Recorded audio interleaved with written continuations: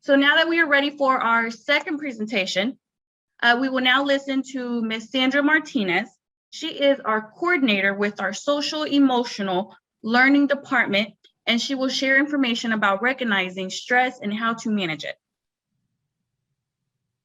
Thank you so much for the invitation. I'm always so happy to be able to share this great and much timely information with all of our families.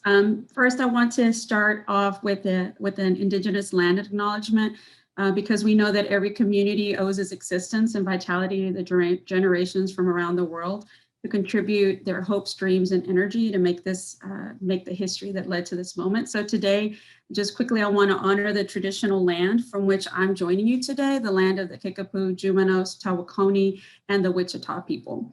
Next slide, please. Parents, you have had a long year. We know this, we acknowledge this. It's been a long year, it's been a long month, it's been a long spring, a long week, and a long day, right? And so as parents, we really tend to focus a lot on things that, maybe we're not doing, our shortcomings. This is just really typical as parents, right? What we see on social media isn't what we're necessarily doing, and we're thinking, man, how can I be a better parent? And the reality is that we're all doing the best we can. And so at this moment, I really just want you to just take a second just to acknowledge the things that you are doing, for your family.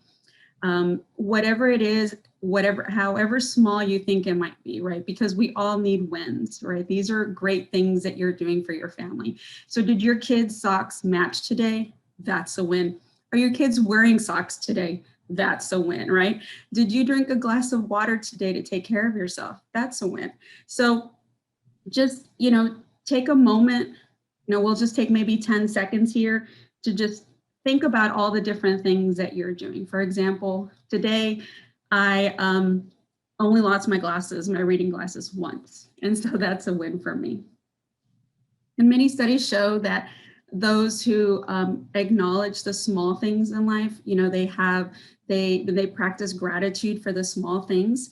They're much happier, and there's actual health benefits to it. So I would just really recommend that you try to do that at least once or twice during the day. Next slide, please. So just a brief introduction to social emotional learning. Social emotional learning builds the skills, knowledge, and attitudes that students and adults need to be successful in school, work, and life. So what does that mean? Basically, this is how we show up in the world, right? How we show up with our family, how we show up with our friends, the people in our community, at school, at home. If you'll notice, there's 5 sections here. This is what we call the Castle 5, the 5 competencies of social emotional learning. And this is what we do every day. Self-awareness, that is, how do I know that I'm upset today? Do I know that I am angry, or that I'm, really happy, or that I'm concerned, right? So that's the self-awareness. Self-management. Now that I understand that I'm upset, what am I going to do with that? What would be a healthy reaction to that, so that, it will be healthy for me, healthy for others? Social awareness, understanding how other people feel, right? Having empathy, understanding their struggles, relationship skills. Then how do I relate to them? How do I interact with them? And then responsible decision making. Now that I understand the internal, which are the 2 orange, and I understand the external, which is the green sections, then how do I then make decisions that are going to be beneficial for both myself and for others? And a lot of times, this is what we see a lot, that we need to, work with our kids. And even as adults, we work on this all the time, right? How is this going to impact those around me? How is this going to impact me? And so this is really how we're showing up day in and day out. Next slide, please. So to understand stress, we have to really understand what's going on in our brain. Once I learned about what is physically going on in my brain when I was stressed out, it was much easier for me to understand and to say, oh, this is an emotion that's, I'm reacting out of emotions. And so our bodies are really wired for survival, right? We, back in the caveman days, right? We were either being chased by saber-toothed tiger or a bear or something like that. And so we were constantly on the lookout. Our bodies react, and so this is where we hear the terms fight, flight, or freeze. And so our body's going to protect, is going to want to protect us, right? So if this bear is coming at us, we're either going to try to fight the bear, we're going to get out of there, right? Trying to see, hopefully it doesn't catch us, or we freeze, we get as small as possible, and hopefully the bear will leave us alone. Thing is, though, is that we aren't really, we don't have bears around us normally, but we do have bear-like events, right? Situations like traffic, things like, financial strains, things like our, collective traumas that we're all facing right now. People passing away, people, the pandemic, racial injustice, right? So everything that is going on with all of us. We're all experiencing a collective trauma right now. And so what happens is our brain, we have three parts, right? We have the amygdala. This is the like a way that we teach our children this is our amygdala, the hippocampus, and then the prefrontal cortex. The amygdala is really where we're going to see where all of our emotions are. The hippocampus is where our memory is, and then our prefrontal cortex, this is where we're making all the decisions. When we're not stressed out, this is where we're making, those decisions that are going to benefit everyone. This is where we're going to, be really thinking critically. But what happens is that if we have these traumatic events, these stressful events, the amygdala starts to get enlarged. And what happens is that then the prefrontal cortex is no longer connected. It kind of, in what we call flip our lid, right? So, and then your reactions are through the amygdala, right? So you are reacting through emotions. And so that's why a lot of times when we're under stress, we may not be able to think clearly. Some of the indicators of stress is like your heart's racing. That's because normally our body's trying to tell us to get out of there. And so it's pumping blood, faster through your body. So your heart's racing because it's trying to leave.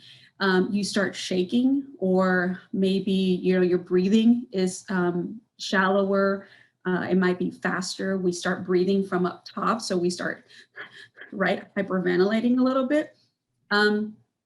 We can't concentrate. And then we also get a, tightness in our body. And so, everyone's a little different. What stresses me out may not stress you out. What stresses you out may not be the same for me. And so this isn't all inclusive. I'm just saying that this is generally what happens to us. Next slide, please. So in our bodies, right? So when we're talking about stress, we're talking about positive stress. These are things like taking a test, right? These motivates, focuses our energy. These are positive stresses like short-term things like moving, right? If you've ever moved, you get all stressed out and then it's over. And so you don't really need a lot of assistance there. You know that it's going to end, it's going to, as soon as you know that your body's not going to keep holding on to it for very long. That would be a positive stress. But then you start adding stress after stress after stress, and some of these stressors don't go away. These could be anxiety.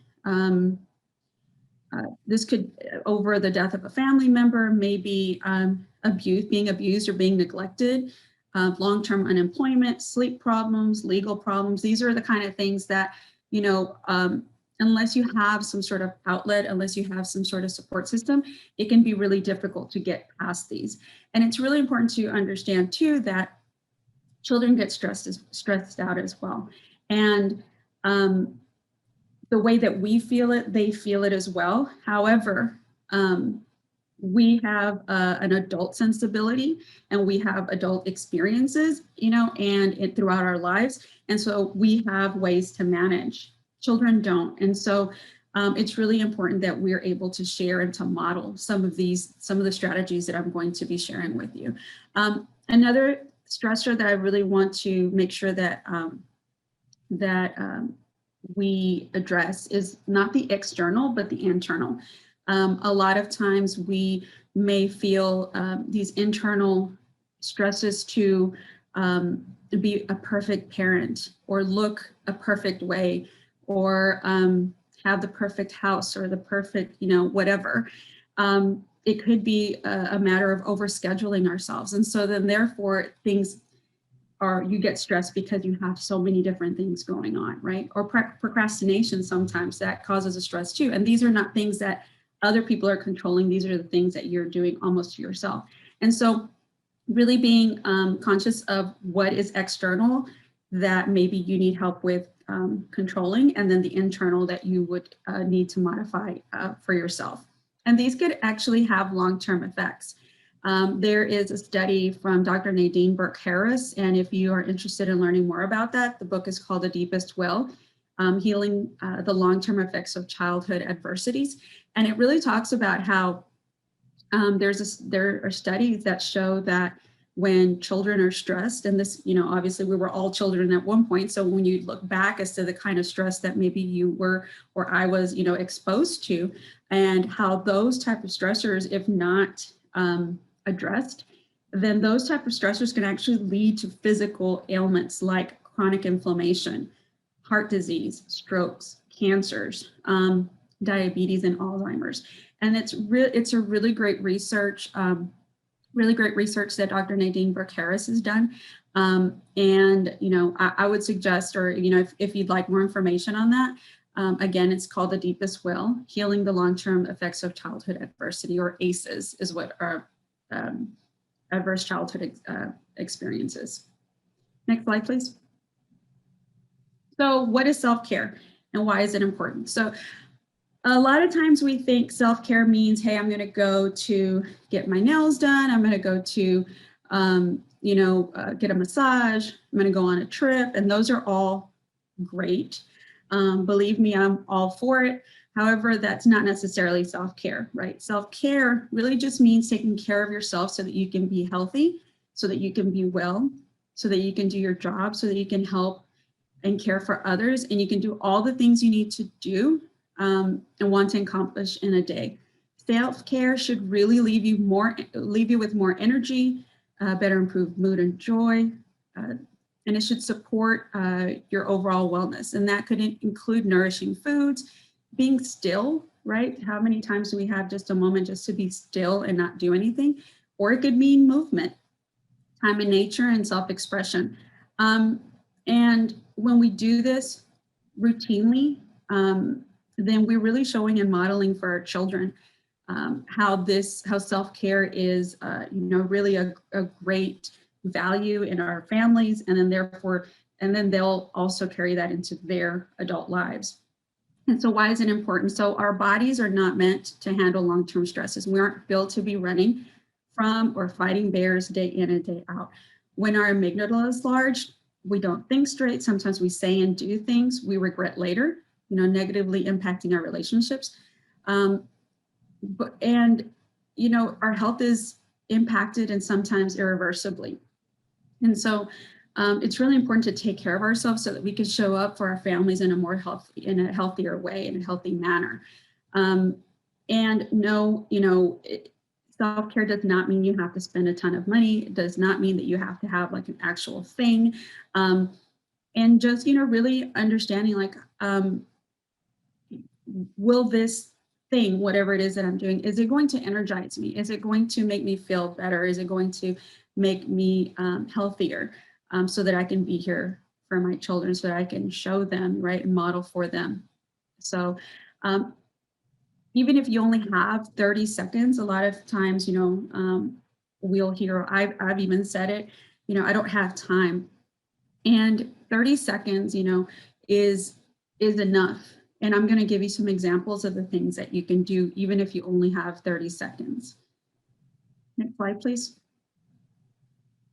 So if you have anywhere between 30 seconds and 60 seconds, so if you can spare a minute out of your life, breathe in slowly, and we'll do an exercise here in a minute. Just breathing slowly helps you regulate your breath, which in turn regulates your whole system.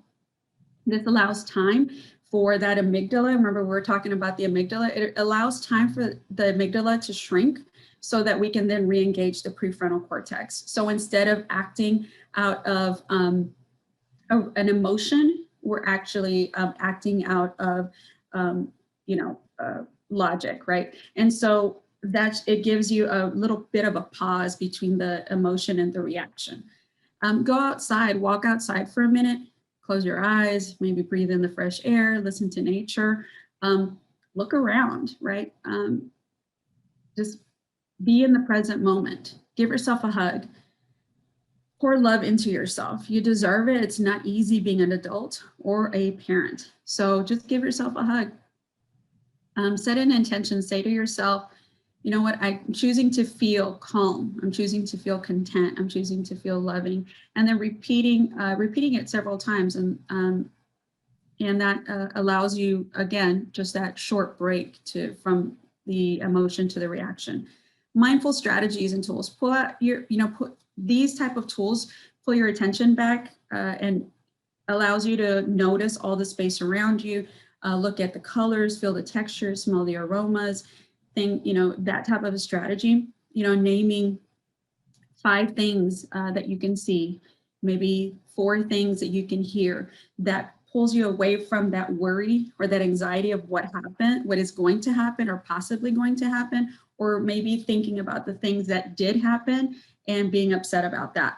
So when you start thinking about just the present and this moment right now, then you're not thinking about the future or the past. You're just being in the moment, and that gives you some time to really break free from that anxiety. And so, yeah, these are just a few examples. Doesn't take a long time, 30 to 60 seconds. And so we'll go to the next slide so we can practice a breathing exercise. So this is called square breathing or box breathing. When we do box breathing, what we're doing is we're essentially inhaling for a count of 4. We're holding it for a count of 4, and then we're exhaling for a count of 4, followed by a holding of count of 4. Okay, so it's difficult for me to do it while I'm talking, so I'll just lead you through it. Okay, and so what you're going to do is we're going to be breathing in through your nose. The reason we do that is because you're able to control your breath a little bit better, and that will keep you from overly. It'll allow you some time to be able. It slows down your breathing. Okay, so we'll just follow. Let's see. We'll start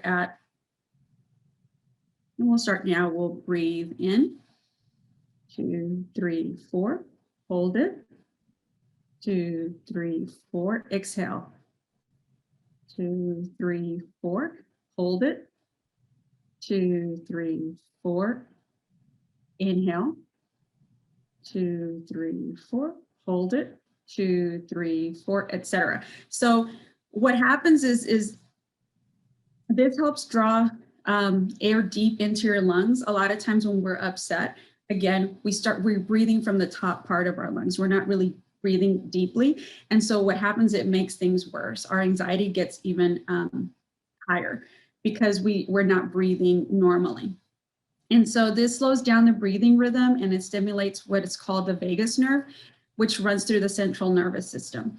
And this nerve affects heart rate, digestion, and it releases neurotransmitters that activate the parasympathetic nervous system. And so the calming and focusing effect of this particular technique is noticeable within just a few minutes of practicing.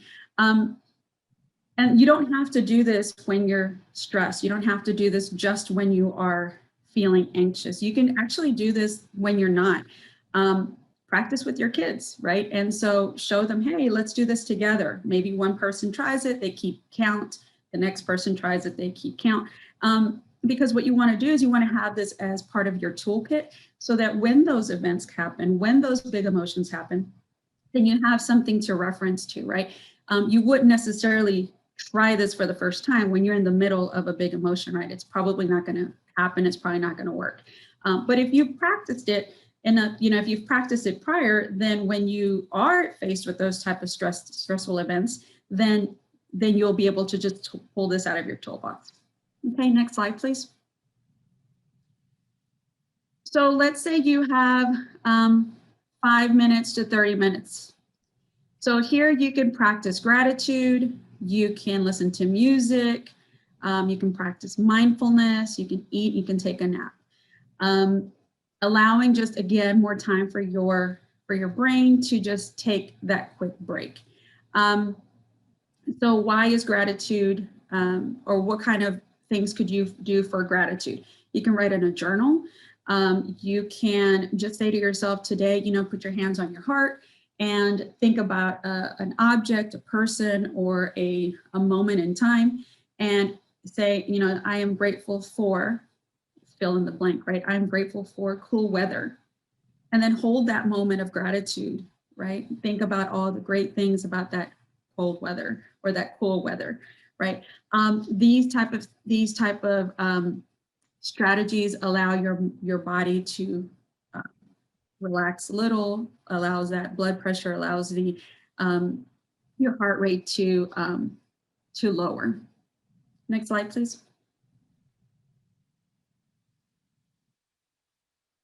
So say you have 60 minutes or more. So you could maybe, if you have a hobby, you can do something like that.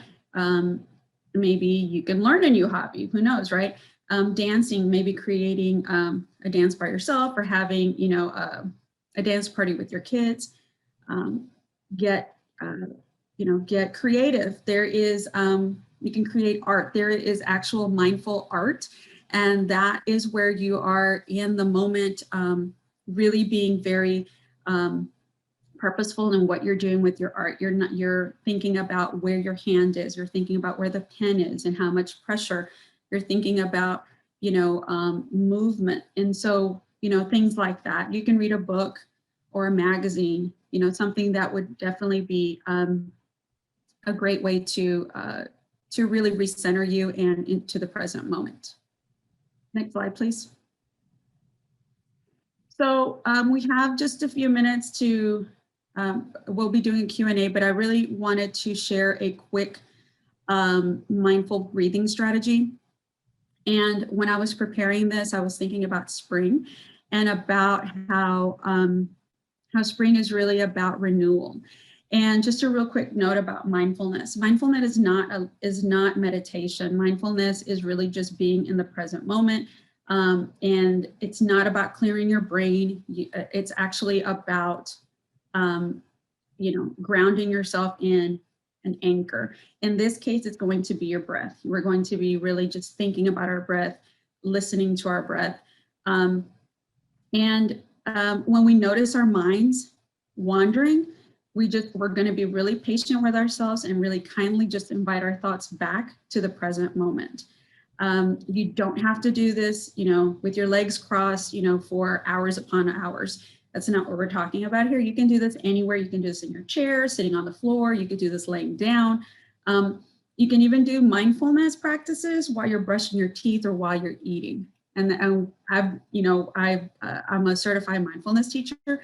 And so I do also do these practices with families. And I'm actually, speaking of which, I will be starting something, a Mindfulness Mondays in June. And so hopefully you're able to join us or join me for those sessions. But so let's go ahead and get started, and we'll do this. We'll do an abbreviated version of this. We'll try to keep it within the 5 minutes, and hopefully we'll have some time for a Q&A. So again, as I was preparing this, I was thinking about and inspired by spring, about new starts and renewal.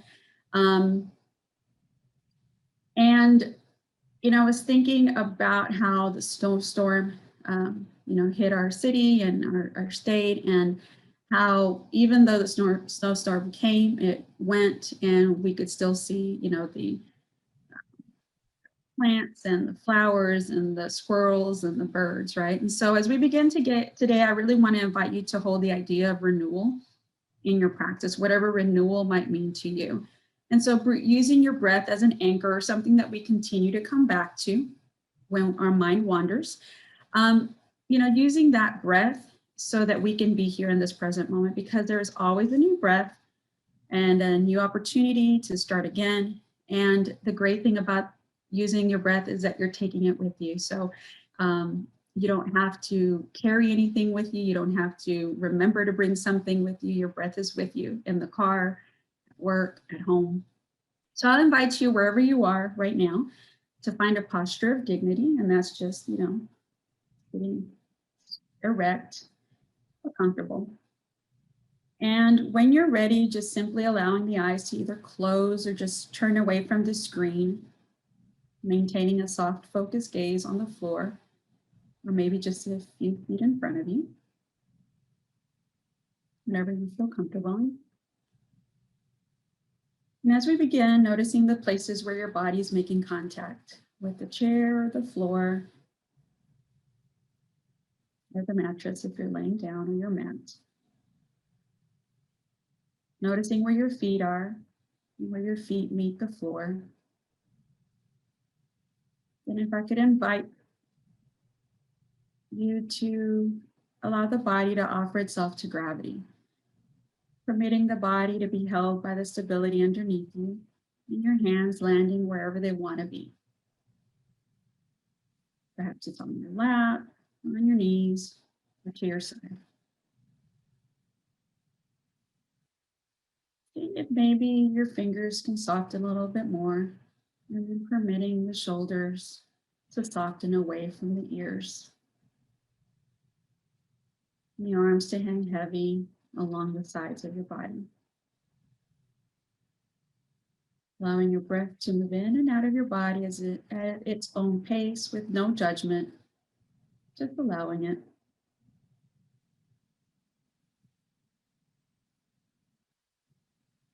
Noticing the breath as it comes in and it goes out, letting your body to breathe naturally.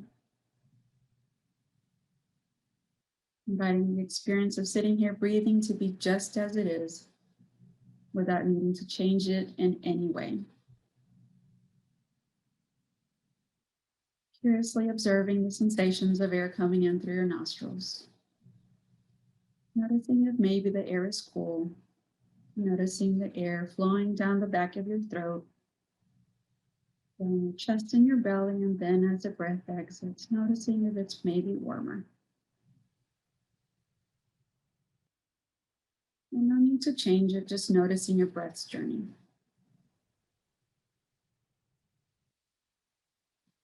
Allowing yourself to be patient and gentle when your mind wanders, because it will. And when it does, just finally asking your mind to return to your anchor, to your breath.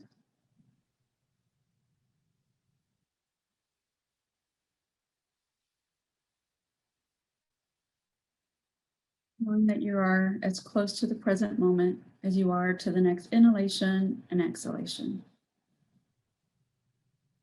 Reconnecting with the breath. The in breath and the out breath.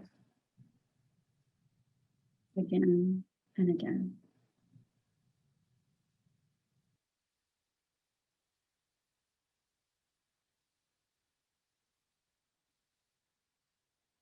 And if it feels comfortable for you, placing your hands on your chest, one on top of the other, of your heart. Now choosing one thing, a person or experience in your life that you are grateful for, and just saying silently to yourself, I'm grateful for, and filling in the blank. Silently holding that person, object, or experience in this moment of gratitude.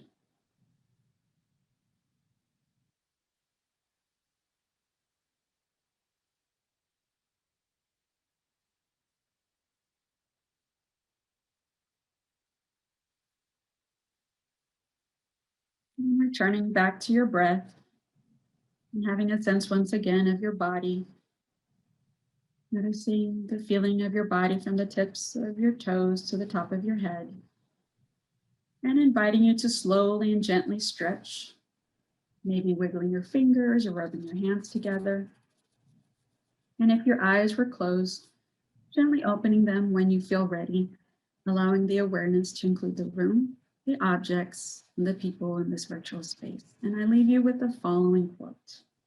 No matter how chaotic it is, wildflowers will still spring up in the middle of nowhere.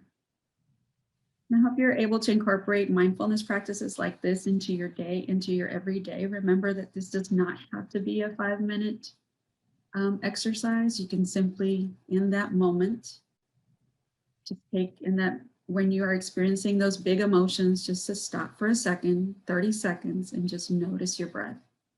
Noticing it as it comes in, it goes out, and notice all those sensations. Thank you. Next slide, please. So I would love to invite you to our next session let me back up.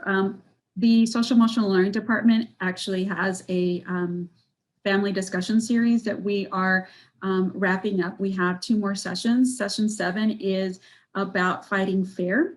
And I know that sounds strange, but it really is just really providing strategies for moving through disagreements in ways that help all parties grow socially and emotionally in a family. And this session is being held in English and Spanish. I really want to invite you to be able to come out and visit us. It's on May 19th. We have a 4:30 to 5:30 in English and a 6 to 7 in Spanish.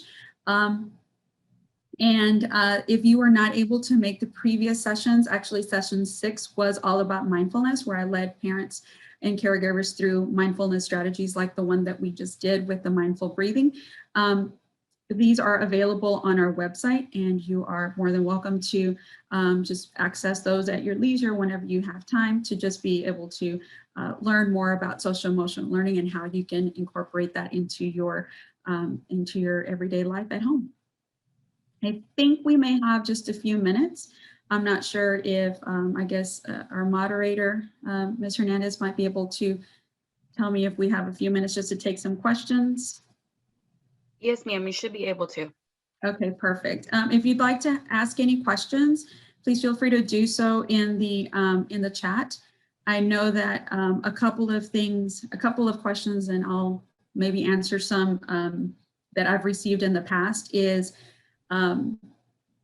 one of the questions, could be, okay, so these type of things, what can I show my child when they are feeling big emotions, right? And so these are all great strategies, going outside, walking around, there's mindful walking, there's, just paying attention to your steps as you're walking around, but you're saying, okay, well, how am I supposed to do that if we're, in the car, something like that, right? So there is one strategy that I like to show you. It's called Starfish, or, for the little kids, but for older kids, it's Take 5. And so basically you just take your hand, and what you do is you just trace your hand, right?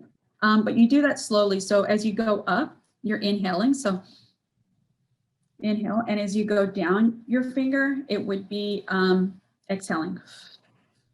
Inhale, exhale. Inhale, exhale. Inhale, exhale. Inhale, exhale.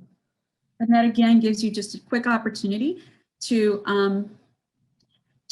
allow you to, in between that big emotion and that reaction. So that just gives you just a few seconds just to calm that nervous system, so that you can make really positive decisions for yourself and for others.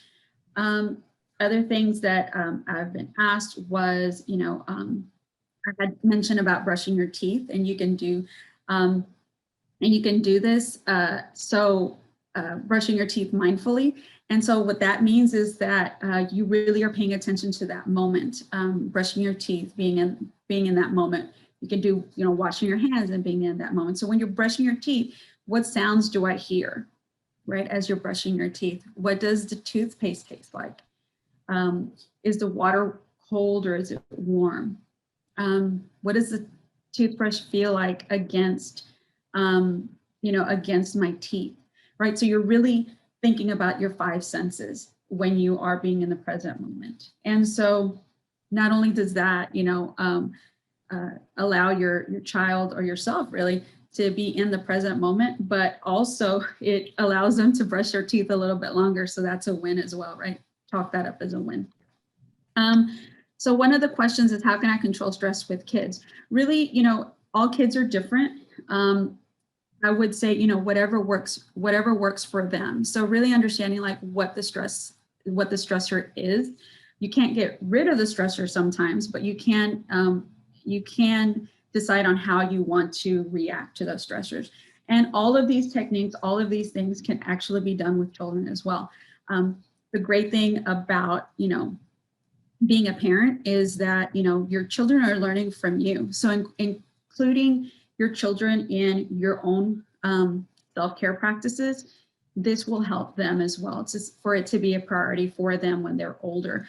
And so when you build your own stress management box, toolbox, then we can model the importance of having a healthy relationship with stress.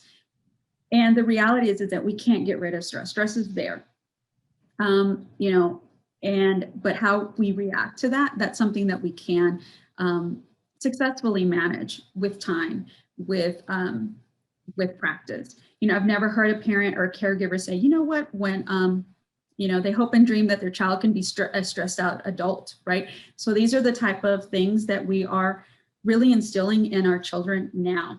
Things like, taking 5, things like writing their feelings down. All feelings are valid feelings. What they do with those feelings is then, something that we can have conversations about, right? If you are really upset, you have a right to be really upset. However, you cannot then hit someone, right? So then what do we do how do we then channel that anger? And so having those conversations outside of the event is really important. Modeling it. When you're in the car, they say, oh my, I remember hearing, oh my gosh, you're just like your dad, or you're just like your mom, right? And so that could be a positive or a negative. So how do you react in traffic? Your kids are watching, right? And so that would be a great moment, organically. How do we react to those tough situations? Organically saying, I'm really stressed out right now. I think I'm going to take a moment and breathe. And so then that becomes part of their vocabulary. That becomes part of their strategy and part of their, just their everyday way of handling strategies or handling stress. I'm sorry. And so when, today, you could say, today on my way home from work, I was feeling really stressed and I learned this new way to help reduce my stress, right? And then you can share the square breathing, or, hey, I was really upset, or I was really sad, or I was really, just providing those vocabulary words. I was really disappointed. Having it, and it's okay. It's okay to feel these things, but then what do you do with them?